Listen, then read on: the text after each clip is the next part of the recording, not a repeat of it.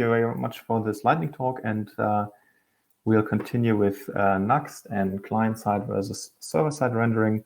I have a few slides prepared. Let's see. So, and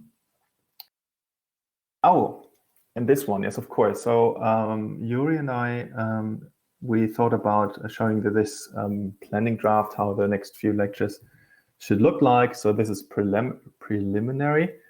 We haven't really decided about it yet, but this is like our rough estimation, what topics will there be in the next coming lectures. So today I'm going to talk about client-side rendering, server-side rendering with Nuxt. And then you have vuejs, which is like shared state in the client.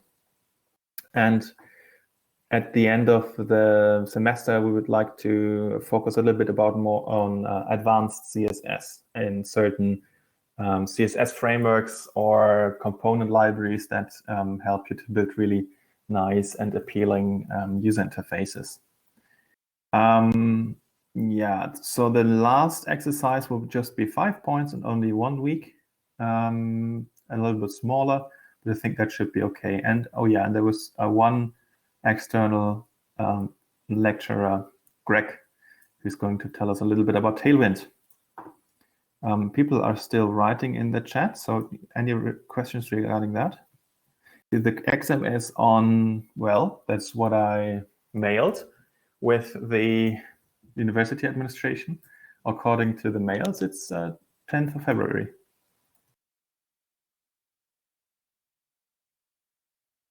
Okay, that's interesting.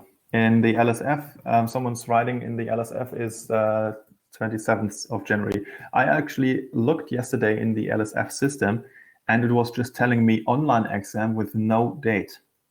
So I would be surprised if yeah, I have to look into it.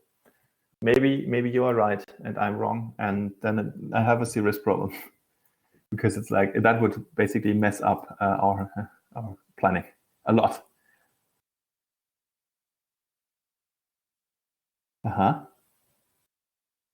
Okay, wow. I'm going to have to look into this and try to confirm, and maybe also mail the university administration once again, maybe to change the date somehow, or confirm that it's actually the 27th.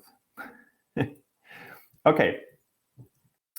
Then let's continue on, as long as there are no questions regarding that. And we'll come to the architecture. We have been busy the last few weeks around here and around here.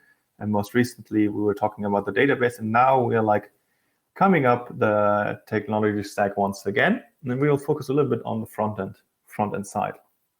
And NuxtJS is a framework which is based on Vue.js. Vue.js you already know from exercise 1 and 2. NuxtJS is adding certain features to Vue.js, and it's like a compendium of features. It's not really just one thing that NuxtJS adds, but a lot of things. One of the most important features of NuxtJS is it adds server-side rendering. You can think of your front end, which was currently, or which was previously living in the browser only, to live now both in the browser and on the server. This is maybe a little bit confusing at first, but since the advent of Node.js, it's actually possible to execute JavaScript on the server. We have done this for the backend. So why not render HTML, for example, on the server? And this has a couple of benefits, which I will cover later. But this is how you can, like this is like the mental model you can have in your mind. So the front end now, which is here, the web front end. Maybe by the way, there could also be mobile clients too. But the web is now like split in half, and the same code is now running on the browser as well as on the server. NuxtJS is responsible. One of the features of Nuxt is that. And this also shows us that the API is not really the interface between browser and server, but rather front end and back end. And the the line where the server and browser part is, like the separation between of that, is actually not going between, it's like not going here, but actually like there. So this is also server part now. So this is all running on your end users clients and your devices, but this is actually the line where server and browser separates, and frontend and backend is another, like the meaning is different. Like frontend is how the end user interacts with the part of the software that the end user interacts with, which not necessarily needs to be on, like, running in the browser. All right. Then the server part here runs in a Node.js process, which brings us to the first do and don't slide, actually a do not slide. That is, you should not use browser-only JavaScript globals in your code, which in your front-end code. There are, you already know JavaScript globals, for example, from Jest. Your Jest tests have globals like describe before each it or test. And these are called JavaScript globals or JavaScript global variables. And there are two which are very common for the browser, that is document and window. The problem is that these are undefined in Node.js. So if you like copy code from Stack Overflow, which is supposed to be executed in the browser, and it has some references to document or window, this is likely going to crash on your server because it's undefined there. And we can actually have a look into that. So I'm going to share my screen and open a random page. Yeah, let's check out NuxtJS documentation. And I'm going to inspect this here. And I have my JavaScript console, and there I can say, for example, window. And it is something. And there's document. If I do the same thing with in Node.js, which I can also show you, if I say document, it is undefined. And so if you, I don't know, if you do something with document, can you do with document query something? Yeah, why not? This, for example, will obviously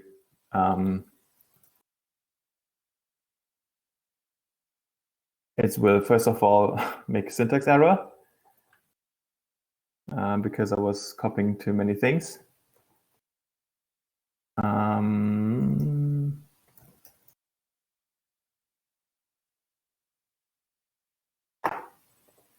but you get the point. So undefined dot something will give you nice reference error. So that is a common problem when you do when you deal with server-side rendering, or also sometimes called universal rendering, or sometimes called isomorphic code. So isomorphic code is code that's being executed both on the browser and on the front end. Why would you want to do this? There are a couple of reasons why you would do server-side rendering after all. But the most striking one, the most important one, is performance, or let's say better user experience. You have two diagrams here on this slide. The left one is about client-side rendering, and the right one is about server-side rendering.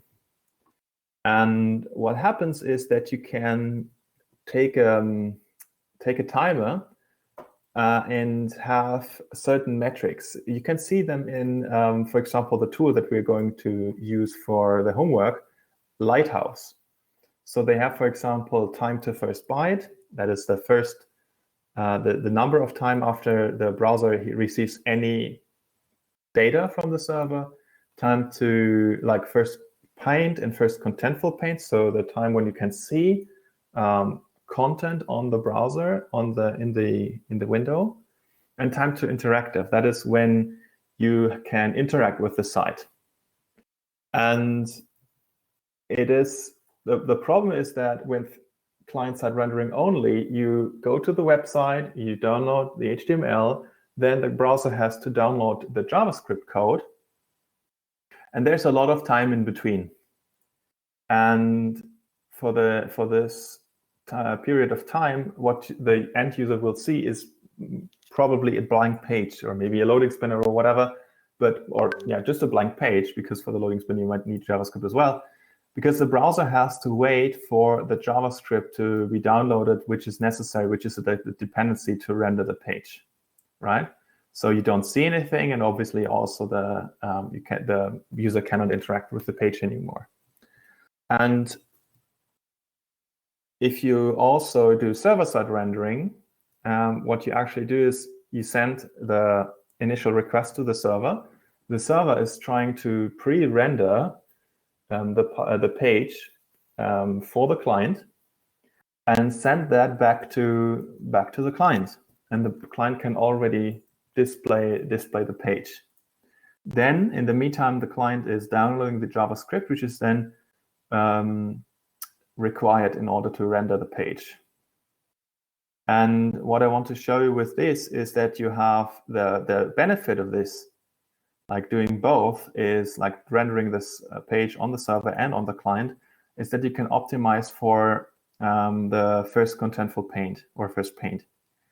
The page is already visible when you download the page. It's like, it feels as just an ordinary website which you go to, like a static website, for example. You could just go there, you can see the spinner when the data has not been transferred to the browser, and that's what users are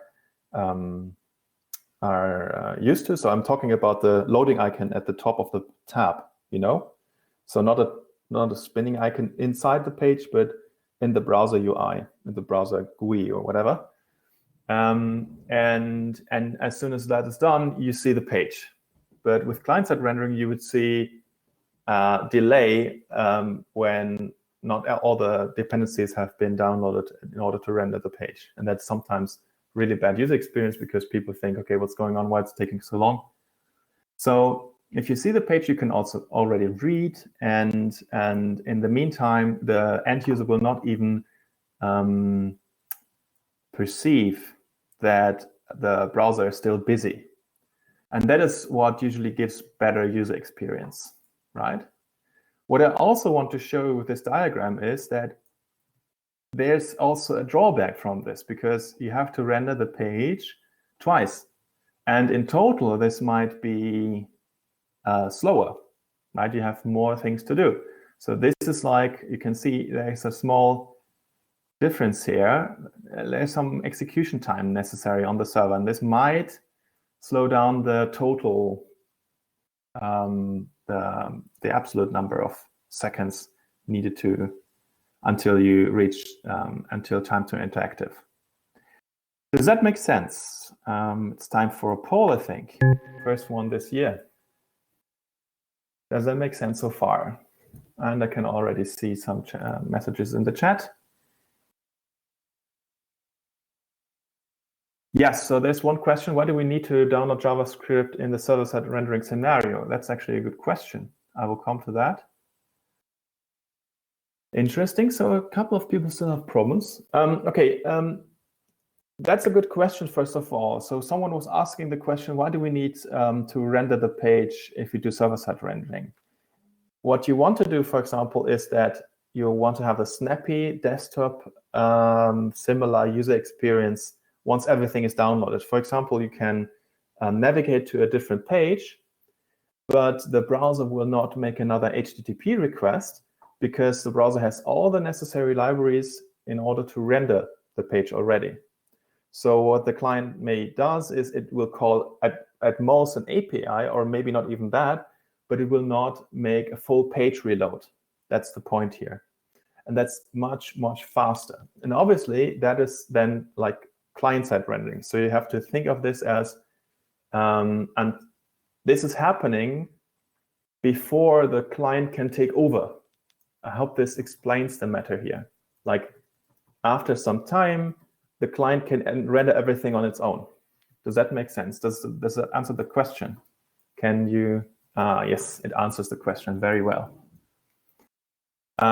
So servers like server-side rendering only in, for example, traditional stacks, let's say PHP or something, you would make a HTTP request, the server will render some static HTML and send it back to the client, and that's it. So that is like server-side rendering only. This has like not so snappy user experience because you have to make a full page reload whenever you navigate between different routes. And then you have like client-side rendering only, which has the snappy behavior when you use the application, but it has the drawback that you have this initial page load, which can take a long time. So universal rendering is trying to outweigh both disadvantages and advantages, you see? So you can see something when you have the initial page load, and once the client downloaded all the data, the bundle, it can take it can take over, and from then on it's like client-side rendering. Somehow. Does that make sense?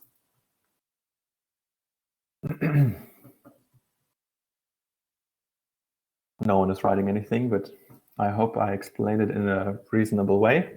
So here you can see what are the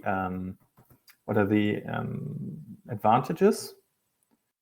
And what we could also do is we can share the screen for a second. And I want to show you this Lighthouse tool, which can generate a report on basically any website. And you see some of those metrics I was talking about in the report.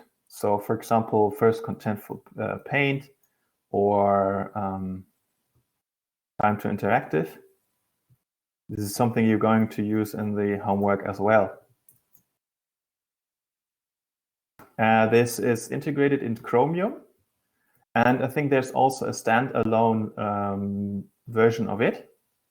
And it's also available, I think, as a web app. So you can go to a web app, give it a URL, and it's generating a report for you. So under performance, you have those metrics, first contentful paint, and time to interactive is obviously more than just that. All right, so first contentful paint is when you see something, you can see this down here. So blank page, then something, and at some point the page is becoming interactive. All right.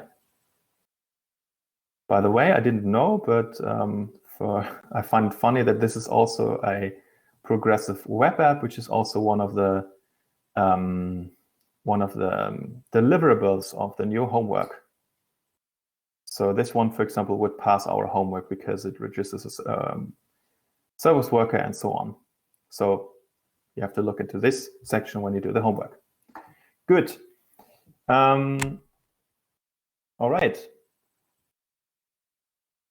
There are other benefits of doing server-side rendering. For example, most importantly, next to performance is search engine optimization. Recently, Googlebot has learned to render JavaScript on the client. But a couple of years ago, the Googlebot, which would index your page, would basically see a blank page, and there's no content that the Googlebot could index. This is a problem because you want to have really, in that case, you would have really terrible search ranking. And if you have server-side rendering as well, the Googlebot will see some content and can find some keywords, and then you have better ranking because obviously, I don't know, people if they put in some search words, then this can relate to the content that's being visible on your site. And the Googlebot can also follow links, right? And go to subpages and see the content there, and there you go. And I think this is still the case for a lot of other search engines. So I wouldn't expect search engines to be able to do client-side rendering. Yuri, you want to say something? Could hear you. You are now unmuted.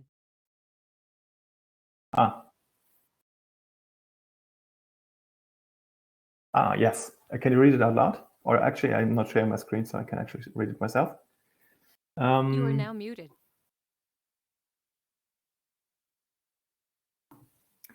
One downside of server-side rendering is that the code base on the server can get quite large, but when you combine both, wouldn't you have to write code redundantly? I don't get this, because what's happening is that the same code is executed twice, but you don't have to write two different parts of the code. Maybe I'm getting the question, I don't understand the question. Maybe you can help me a little bit.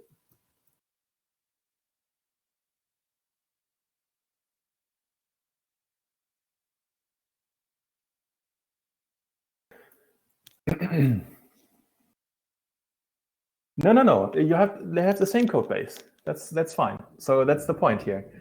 Maybe you have to write some extra code sometimes, but it's like minimal. In the best case, you can reuse the same code base. That's what's going to happen with your code base in the homework, for example. Another thing which is always kind of overlooked is that you have proper HTTP status codes. When you have your CLI homework right now, some of your teams have deployed the front end already to the web. You can try to, I don't know, download an, okay, a different example. If you have, for example, want to send a 403 forbidden HTTP status code, this would be possible in case the condition depends on something that the computer has to calculate. For example, you are in a particular route, and based on your authentication state, you are being allowed to be there or not. What would happen if you have just a single page app is every time you request the server, you get an HTTP 200, because you just get the HTML and the JavaScript back. And on your client, you would have to then, I don't know, show like a forbidden message or something, but you don't get a proper HTTP status code. That is something that's also possible when you do server-side rendering, because the server can then calculate if you're allowed to see that page and give you a proper status code. Or let's say a 404 message, a proper one. Like you have a website or a dynamic route. For example, you want to go to post and then /4711, and you want to send a 404 error. And that depends if 4711 actually exists. So with a single page app only, you would receive the data, and then on the client, it would be known whether this post exists or not, because you make this backend request. Do you have server-side rendering? You can do this on the server before you send it to the client. You request the data from the backend. It's not there, send 404 back to the client, and you have a proper HTTP status code. This can really help a lot. Also for search engine optimization, so if your server is down, you can send a proper 403 maintenance, under maintenance status code, and this is something that search engines will understand, and they will come back to your site later. I hope that makes sense. Other things are, which I also discovered on the web while I was researching it yesterday, of course, social media friendliness. When you send a link, I post a link to your site, you get metadata like title, description, maybe an image, and this can be shown on the social media application. And this would probably also not be possible with a single page app only. And of course, maybe you have clients without JavaScript or with disabled JavaScript, and they wouldn't see anything. So there's still people around who have no script. I don't know if it would still be interactive, but at least they see something. Yeah, I linked a couple of resources there. You can check it out.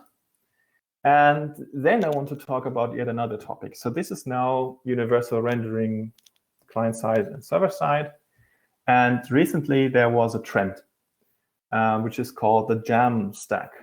The jamstack is short for JavaScript API and markup. And one part of it is that you basically compile all the front-end pages statically and host it on a file server in contrast to an application server. And this is also possible with Nuxt. So Nuxt is not only able to do server-side rendering, but Nuxt can also pre-render all pages for you at build time So you have a command line tool. You say Nuxt run generate, and then Nuxt will traverse all your routes and output a page for every route that it encounters.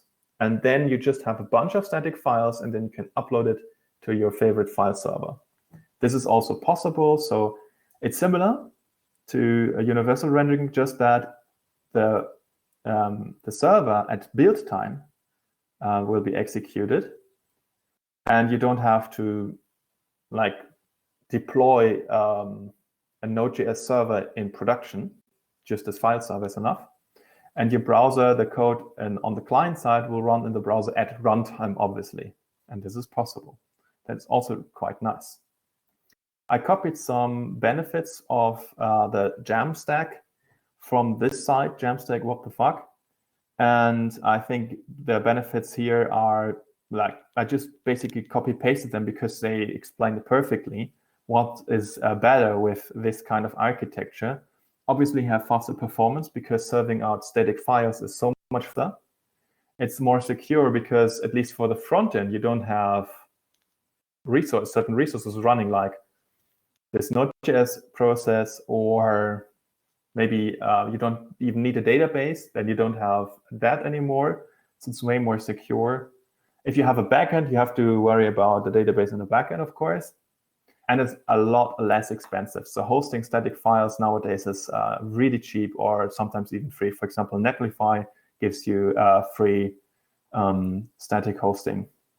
Yeah, and scalability, of course.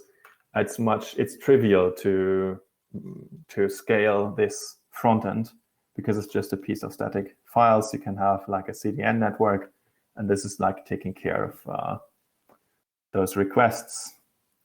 Does that make sense? Have you heard about the Jamstack maybe? Who has, okay, I'm going to ask you, who has heard about the Jamstack already?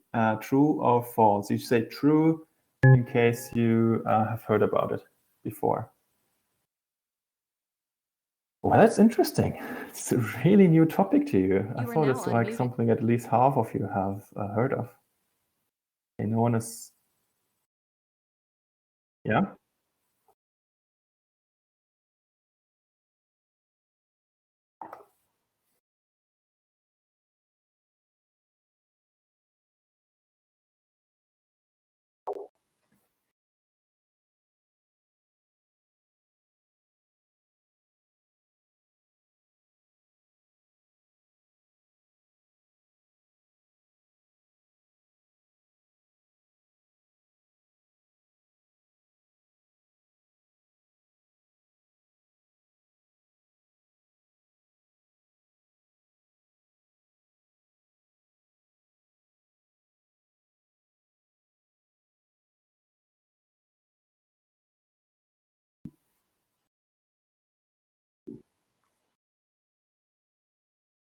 API markup. It's really technology agnostic. So GrandStack is this collection of technologies which William Lyon was using at Neo4j. But Jamstack is really technology agnostic. It doesn't have anything to do with a particular set of technologies. It's just the meaning that you have a statically built front end with some JavaScript, and that you have just an API, or maybe not even that. And it's so much easier to deploy and maintain. It has a couple of drawbacks, of course. For example, if you want to do a deployment, then you have to rebuild the front end. If something changes, if you have an API and the front end was accessing the API at build time, you have to rebuild the front end when the API changes. So that's a little bit more annoying. Actually, I can show you. For sure, we get all the drawbacks of using a CDN. Actually, I can show you. I can show you an example. Let me see. Do I have it here? Yes. To show you how it looks like. Share my screen. So I have a particular application on Netlify, and it's hosted somewhere. And if I run the deployment then where can I see it? Deploys. Here you go. Then you can see that it's like checking out my repository and installing all the dependencies. It's like a build server. And then it's, that's the interesting part. So it's generating the files here. Okay, you cannot see which routes are being generated, which is like a shame, but it would traverse all those different pages and then output a particular piece of files which can be like uploaded to the location. And if you have a backend running, then you could tell the backend, please call Netlify to rebuild the front end. That's the added complexity here. So you can, for example, add a build hook. Yeah, save, build. And then you could call this URL, and this will trigger a redeploy. So you have to rebuild the front end. And yeah, I just call this webhook, and now it should trigger a new deployment. Hello? Or maybe it doesn't. Post. Okay, I sent it at get, of course. Okay, but you get the point. That would trigger the new deployment. Okay, that's being said about the two flavors of Nuxt, the two deployment targets, and some exam questions. So what we're going to do now, I would say let's check out Nuxt, how it looks for real, and I'm going to create a new Nuxt application. So let's check out Nuxt documentation and check out getting started. It's like suggesting you to use this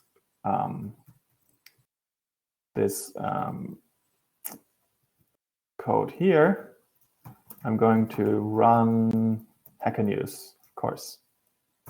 So this is like now code generating me a Nuxt application. It's asking me interactively a lot of questions, which you will see in a minute. So of course, it needs to install a couple of dependencies. You can do the same thing with your homework.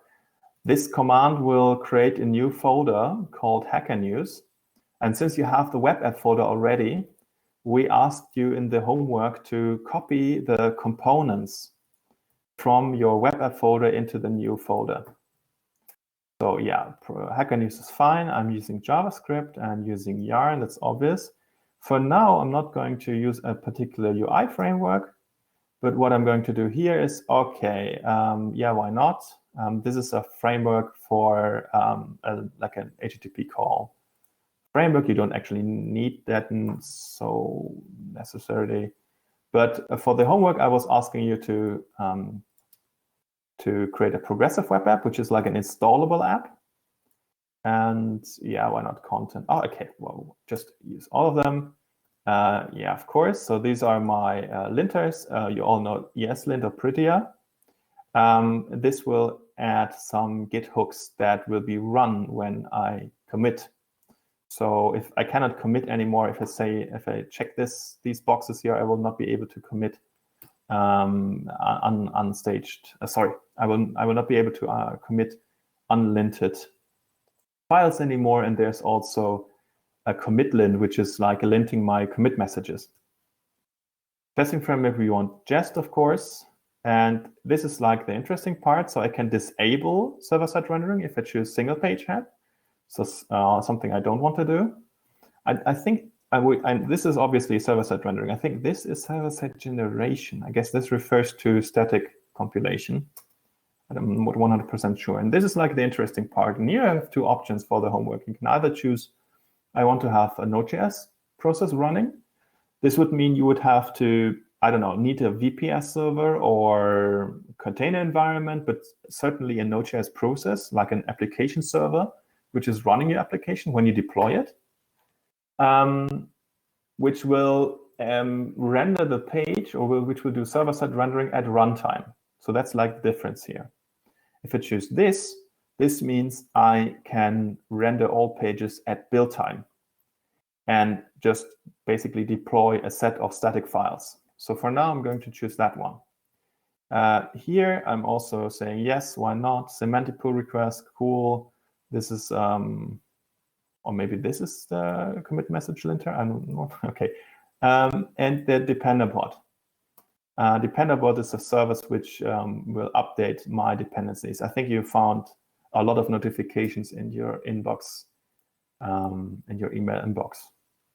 GitHub Actions, yes. My username is vuejs. Version control, I use Git, and that's it. So that's what you do. And now it's going to take some photos. And in the meantime, maybe we can have a look into the most interesting concepts of Nuxt. So one of the most important things is that NuxtJS comes with a so-called page component. A page component is a component. And Nuxt adds particular, special attributes and functions to it. And the page components, they control routing. As you may remember, with vuejs AI, just had one application and no routes. So with routing, I refer to the URL that you can see in your address bar when you interact with the page. So you can show completely different pages on different URLs. And you have, for example, the option of basically copying the link and link to that site from external websites, for example. So URLs are quite important for the web. All right, and this is what page components gives to you. Is it already done? Yes, so now we have a Hacker News Nuxt application. And now I can have a couple of things to do. So you already know npm run or yarn run, and it gives us a dev run script, which I can use, which will execute, which will run a Node.js process for development and will be accessible on localhost 3000. And you can see here, this is interesting. So not only client is being built, but also the server. Server is now compiled successfully, and now I can go to localhost 3000. Host 3000. There we go. So we have our Nuxt application running. You can check out the documentation, which is just a link to Nuxt. And I can also inspect this now with my Vue debugger tools. So I really ask you to install the Vue debugger tools for Chrome or Firefox. And you can see that it already has a couple of components, which is nice. And yeah, everything is already set up for me. And it has routing. So right now it just has one route, that's the index route. Yuri, can you please interrupt me if people have questions? If I'm talking too fast or confusing? Yes?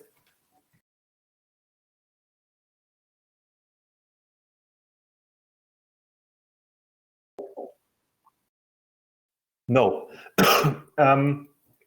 What's going to be changed is that you can also do it afterwards if you want. So you can change your mind if you want. So the deployment target is configured in the Nuxt config. There's this particular file in your root directory, Nuxt config, this one here. And you have the deployment target static. And if you change that to, I think it's server, the other one is, I'm not 100% sure, but I think the other one is server, then you have another deployment target. And in theory, you don't have to change anything. There might be, and I will show you some examples later on, where you have to do like a little bit of extra work. Okay, why not? I can show it to you what static compilation means.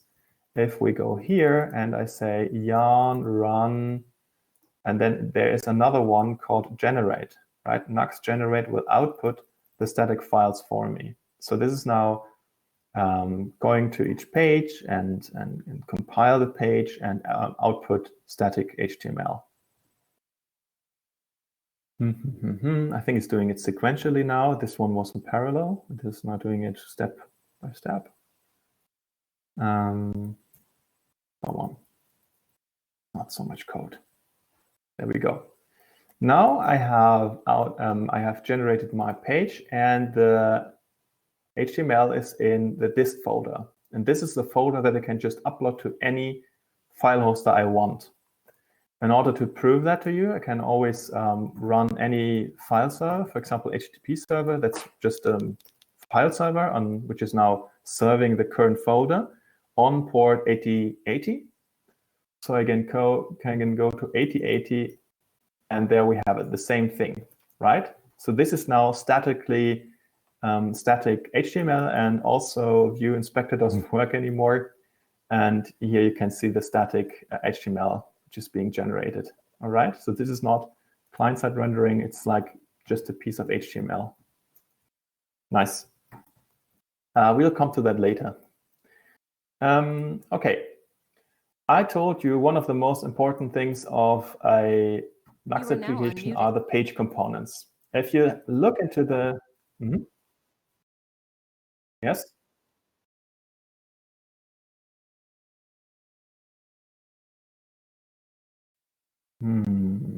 I don't understand the question so well. So there is JavaScript in the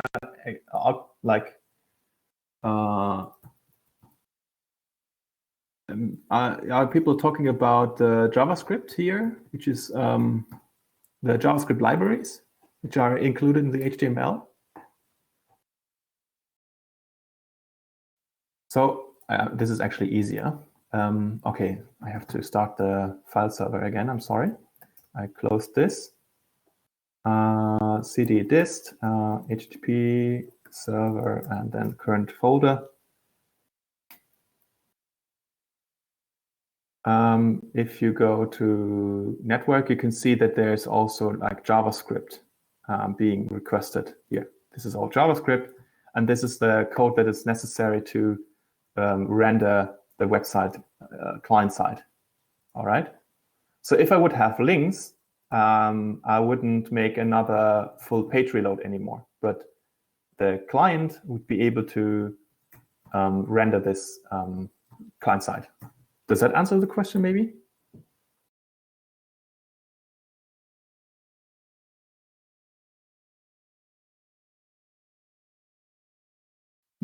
I think the person is talking about rehydration.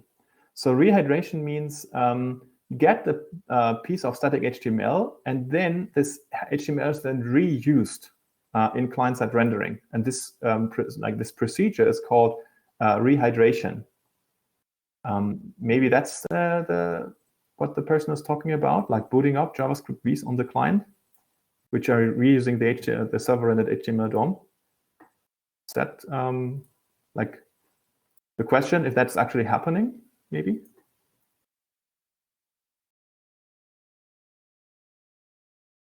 Okay, cool. Yeah, please ask more questions. That helps me a lot. All right, where have I been? Page components. Yeah, page components are responsible for routing. If you go to a Nuxt folder, there you see a couple of directories. So Nuxt comes with like a predefined directory layout. You have your components folder. That's where you would put your Vue.js components. There are static folders for static content, such as assets or static, as the name implies. There's also middleware and plugins. We'll come to that. But the most important folder of all is probably pages. So there's, for example, the index page. And the index page is what you can see if you go to your website. Right? This is the next page. I can add any file here, and muted. It's becoming a page component. I mean, this looks like a component. It has template, script, and style. And I can add another component here. For example, hello.view.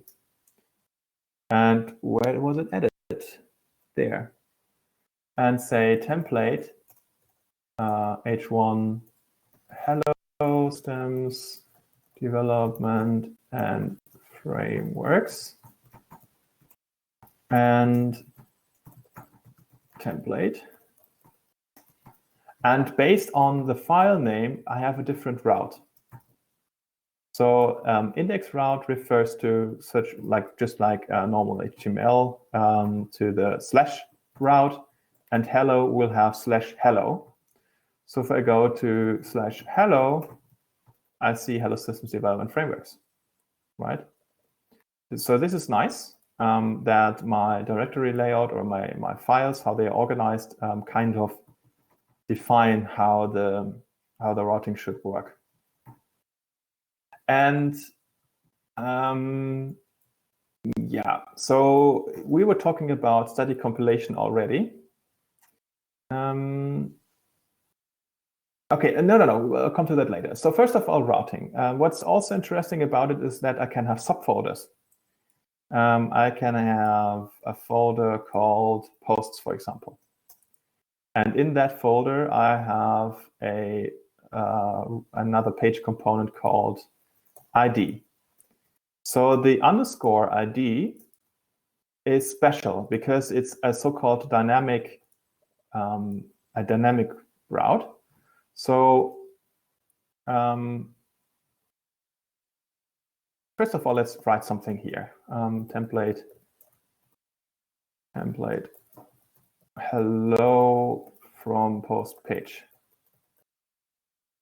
So if I can go to any post and then something page like 1, and it says post cannot be found because I didn't save it. Still. Because it's posts. No! What am I doing? Posts 1.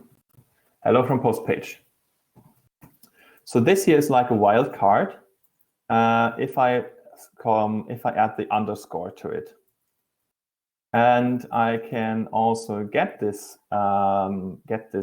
part which is behind the route with the so-called Nuxt context. So this is like a little bit a lot to explain. I will try to explain this with an example. So you know this already. Export to default, and then you have your JavaScript code here, like normal. Like you could say data, and I don't know, return an ID here, 42. And then I could say hello from post with ID, right? This should work, I think. Yes, with ID 42. And yeah, I can, it's because I was adding the linter and stuff, get this annoying overlay, and I can fix this with this command. Note that it has also not only just lints, but also for JavaScript and styles, respectively. So there's lint :JS and lint : I think CSS or :style, which is linting your CSS. All right, but in order to get this ID from up there, I can use something which is called the Nuxt context. And this is something you can see here in the documentation. It's a huge piece of information which is added as an argument to particular functions. And it has a lot of information. So it has, for example, the environment variables. It has a function where you can redirect certain configuration parameters. It can tell you, are you in development mode or in client mode? And it also has information about the route. For example, the route params. And this is what you have when you go to this site. So the context here, this huge piece of information, is added on particular methods which Nuxt is adding to Vue.js. And this async data, for example, along with plugins, middleware, and Nuxt server init. Async data is a method that is added to the page components. So instead of async data, I can, instead of data, I can use async data. And async data is a function which is being executed on the server. And before the client will reach, before the server gives response to the client. You can see that in the Nuxt lifecycle. I also really ask you to have a look into this one. So async data is right there. And there's also, where was the other one?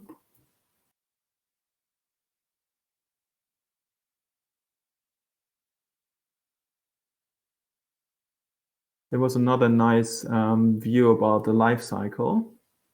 But yeah, you can see the async data here. And it's running on the server, and it will wait for to be completed, and then do the routing. So again, for example, do this 404 things. You can send, for example, an HTTP status code. Yes. Now it's complaining again of styles. All right.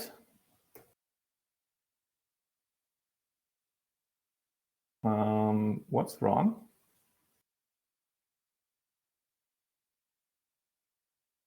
Async data. I'm in the page component. So what am I doing wrong? Of course, it's still 42. I'm stupid. So I have this, I told you about the context, and the context is the first argument to async data. Let's have a look. Context. What's in there? Oh, well, let's leave that for 42 for now. And I can actually log this out to console. And here you can see how the context looks like on the client. So async data is also executed on the client, but after it's being executed on the server. So there's a lot of information, basically all the information that you just saw on this image. And there's, for example, route. And there is params. And there we have the ID number 1. And that's what we're interested in. So what I can do here is, for example, I can say const params, and I want to get the ID from the context. And then I just send back the ID. And then Litter is complaining again. Actually, I can also disable this, Nuxt disable overlay. So then I can still run the lint, but it's not complaining about, like it's not hiding it before I fix it. Nuxt config. So there's build. This is like a configuration in this Nuxt config file. Remove that and save. And now it should go away. So here you can see that I can actually see that I can request the ID from the route. And this is really, really helpful. Because what I can, for example, do is, as I said, the use case, I want to, I don't know, check, let's say I want to send a backend request to a REST route with the ID number 1. And there is just, I don't know, there are availabilities.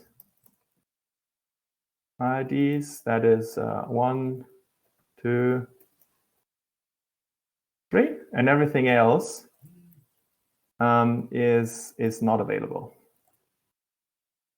And I'm now mocking this behavior. Like I would get a backend request telling me you don't have a post. If you, for example, go to post/4, then the backend would say there's no post with that ID. And I'm now mocking this behavior by just saying, if not available IDs includes ID. And then I should like send 404, for example. ID also, where's ID? ID must be here. And I can send any HTTP status codes I want. We'll go to Nuxt status code. Doesn't that have the context? Yeah, so the context had information how to redirect, for example, or it can also throw an error if I want to here.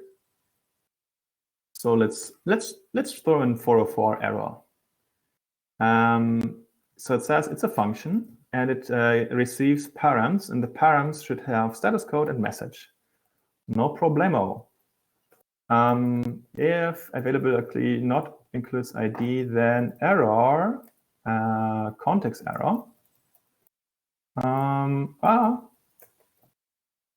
And then object, and it should have a message, and it should have status code, camel case, right? Yes. Status code 404, and message could be, for example, I don't know, this post does not exist. Sorry.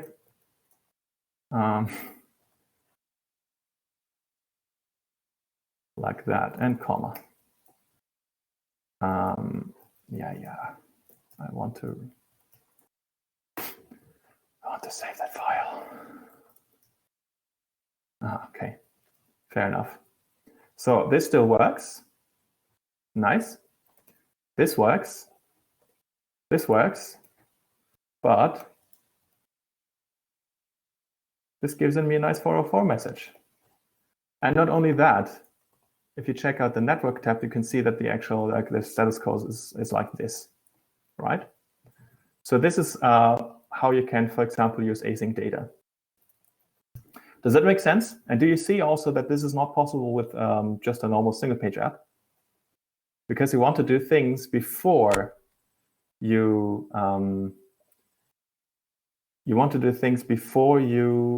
before you send the response back to the client. Otherwise, you will not see the status codes in the network tab, for example.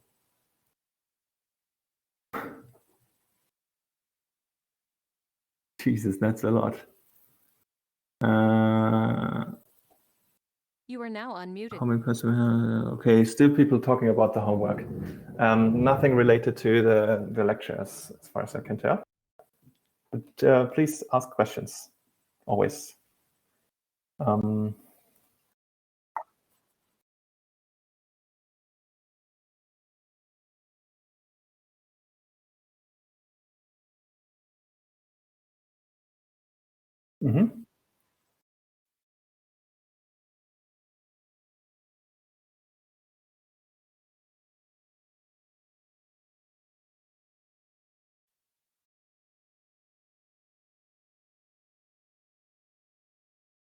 I didn't get it. So what I'm supposed to do? I should talk about what?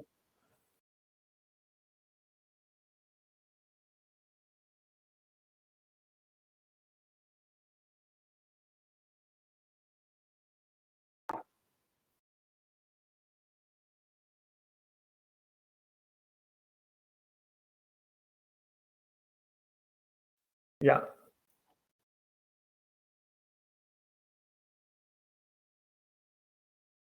Of course, I'm talking about the homework. Maybe I should have shown that to you in the beginning, just to give you an idea. Let's go to that one first. So it's already published, and let's have a look. And so there's exercise 7 now. It has a long. You can work on it for a long time. You can submit it until January 27th. And for example, what I was talking about is this one: dynamic pages and HTTP status codes. And yeah, so that's part of the homework. Well, optional objective, but hey. And I talked about how you can, for example, decide between static or jamstack. So in my demo, I was using static deployment target. And the only thing you have to do for the refactoring for now is that for this step here, is that you put the components from your web app folder into the component folder of Nuxt. So there's this component folder, and that's where you put your own components from exercise 2, right? So there's a generated component, which is like the logo, but you can do that. And there are modules which you can install. Nux comes with a plugin system. So you set up Storybook yourself, but with Nuxt, it's actually even easier because you just have to install it. It's like install an npm, this one here. You can actually also install it as a development dependency, especially when you use a static compilation target. And well, in this case, anyways, because Storybook is a development dependency in any case. But yeah, and then you configure this module in your config, in your Nux config, and that's it. Yeah. And then you would have installed Storybook. What's already installed as a module is, for example, Nuxt config, the progressive web app module. So when I decided to, doing the code generation, I want to use all of these, this comes already pre-installed. I just have to check that box and I get it. And to show you how this looks, this doesn't exist. Yeah, it's all right. But I can see that my progressive, this is Firefox. Okay, I have to open Chrome in order to get Lighthouse. So with Lighthouse comes, with Chromium comes Lighthouse. And this is checking if the website is installable as a so-called progressive web app. Maybe I will talk a little bit more in detail about the progressive web app because like it's an interesting topic. But with Nux, it's so damn easy to like configure your web app to be installable on mobile devices. And okay, so here you can see what is necessary in order to get the progressive web app up and running. So for some reason it does not register a service worker. Is that actually true? But yeah, if these boxes are green, then you can visit the website from your mobile phone, on Android with the Chrome browser, on iOS with the Safari browser, and then you can add it to the home screen. And then you get a nice icon. In this case, it would look like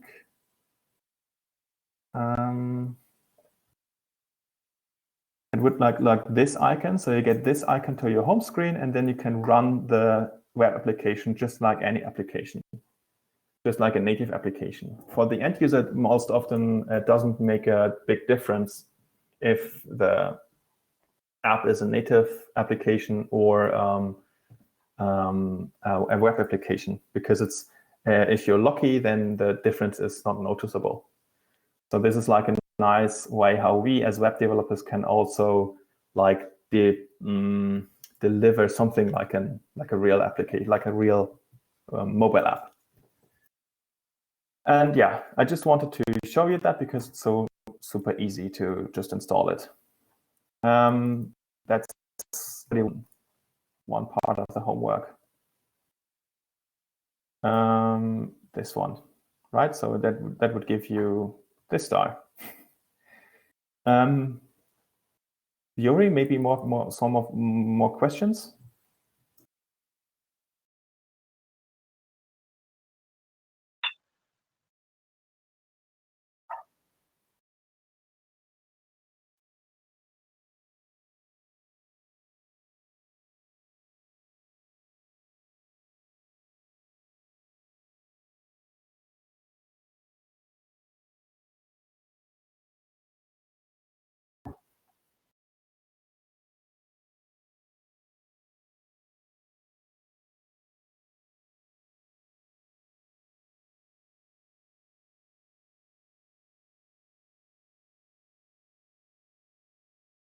Yeah. I would not ask you to wait. Yeah, so you can always check it out yourself. It's not so difficult, right? So I linked to it in the homework. It's fairly easy. This is like a module which is installing Vue Apollo, like the client library for Apollo. You know Apollo server already. And there's also Apollo client, which is like the JavaScript library. And there's Vue Apollo, which is the Vue.js integration. And there's Nuxt Apollo, which is the Nuxt integration of Vue Apollo. And you have just to basically install this and configure in your Nuxt config, again, configure this library and then tell the Nuxt application where's the backend. And for us, it was on localhost 4000. And that's basically it. And then you can start to send GraphQL queries to your backend. So you don't wait, but yes, Yuri is right. We'll not be able to talk about all of this in one lecture only. That's true, of course. I mean, there's 10 minutes left. What is small and what could I talk about for 5 minutes? Yeah.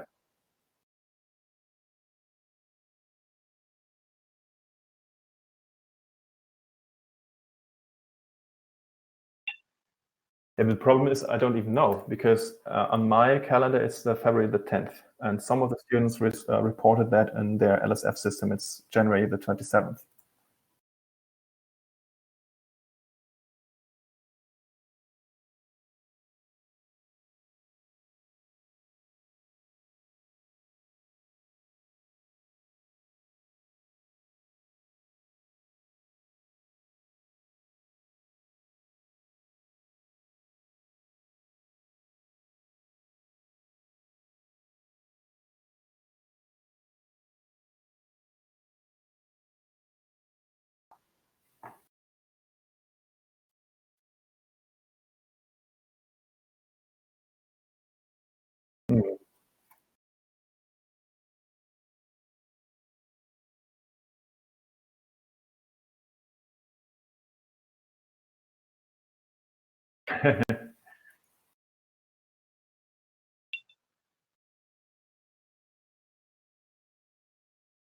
Yeah, I think it is a mistake. I think it is a mistake because I had an email conversation with the university administration. So university administration is responsible to set the date, and there's like a period of time where the exam can happen. And like 2 months ago or so, I was having an email conversation with the university administration, and they confirmed February the 10th. So this is like a mistake. I would just email them or call them and then figure it out. So don't worry too much.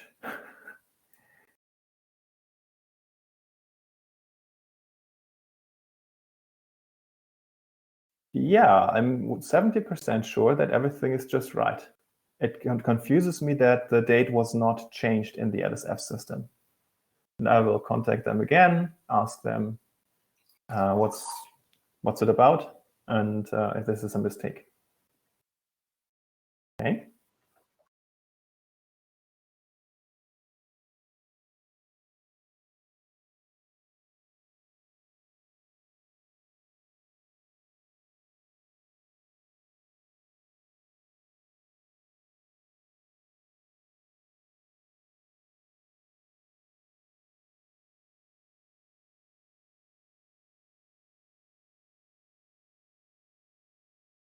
Exactly.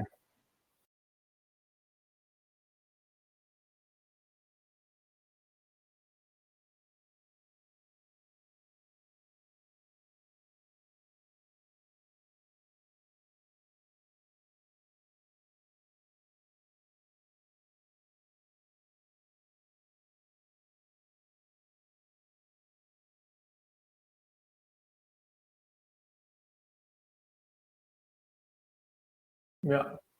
I'm expecting that the grading will be very, very positive because I can see that a lot of people have many points in the homework already, and that alone is already 60%. All right. Then you have people who have lightning talks, and the exam will not be super difficult because I mean you have to pass the exam, so you have to get at least 50%. So 50% of all questions will be easy. I assume that we all have a grading around 1 dot something. Like last semester, grading was around 1.8. That was the average, or 1.7. And I think this will be much better this time because last semester only the exam was making the entire grade at the end, the final grade. And this time it's different. Right? Does it make sense? I have a question to the points of the exercises, the homeworks. Yes. How many points do we have, like in the best case now from the homework? Like how many stars? Because Yes. it's not gonna, is it gonna be 60? No, it's No, probably there's gonna be no, more. I don't know. Pardon? Now, how many you can get when you have every star? We don't know yet.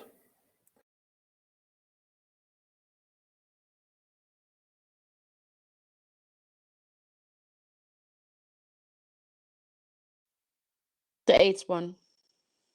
Yes.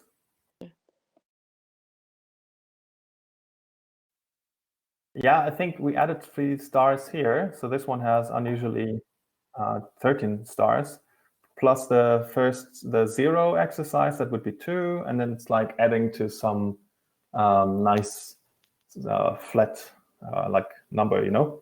But it doesn't really matter, even if it's like a prime number or something. We will make we will just divide the stars that you achieved, divided by the number of maximum stars that you could have achieved, and that will be 60% of your grade.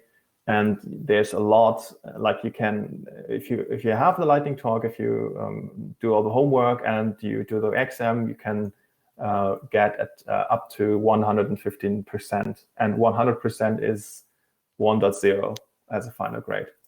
So the grading of of HTW works like this. Me as a teacher, I have to give you like you put you on a scale from 0% to 100%, and you pass the course, I think, at 45 or 50%, something like that. And from then on, you have every 5% you get a better grade, up to the best grade, which is like 100% or 95. So don't worry about the grading.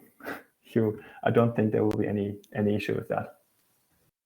Does that make sense? Silence. Okay. Oh, I wasn't even screen sharing. I didn't notice. Can you still hear me? Okay.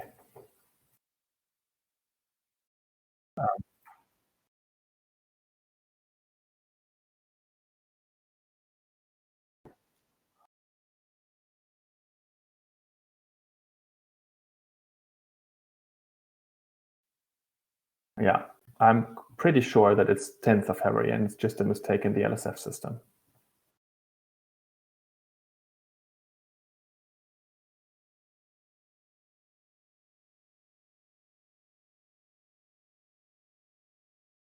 Yeah. We will not give you an exercise which is due on the exam date.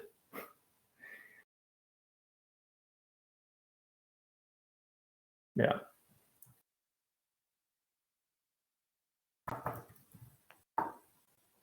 So yeah, I was talking about this homework, but apparently I wasn't screen sharing before that.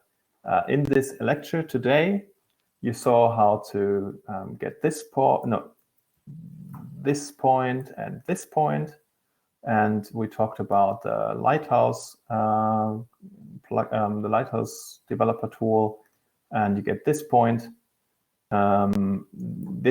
We're expecting you that you write down how I can build your app for production. So basically just adding to the README, you have to run yarn generate and then upload the folder dist to your file hoster. That would be this point. Oh yeah, and when I was doing my reference implementation, I could see that there were a lot of changes, obviously, because you have so much code being generated here. And we don't want to see that in your submission. So please make a pull request when you do the refactoring and merge this pull request. All right. And when you do this, then based on that, on the new master branch, you can implement the remaining code. So we can give you a better code review, because it will be a lot for us to like browse and to check what's actually relevant. And yeah, no, thank you. So please do this. Yeah. And the remaining is connect your front and backend with Nux Apollo. And you have to make sure that the front-end tests are still working. You can mock the request to the backend with Jest. And you should just make sure that those mutations are calling the backend. And this depends on whether you're logged in or not. So that's this one here. There's a lot of time for you to work on this exercise. All right? Does it make sense?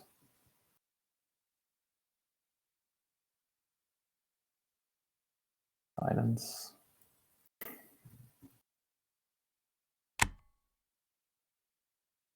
All good? I'm going to check the public chat. 31 messages. Wow.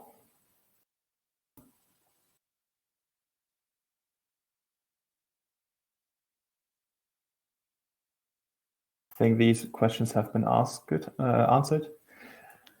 Yuri, is there anything I have to add?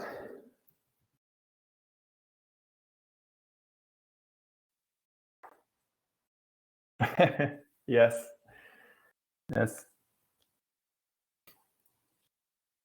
I can start this code right now.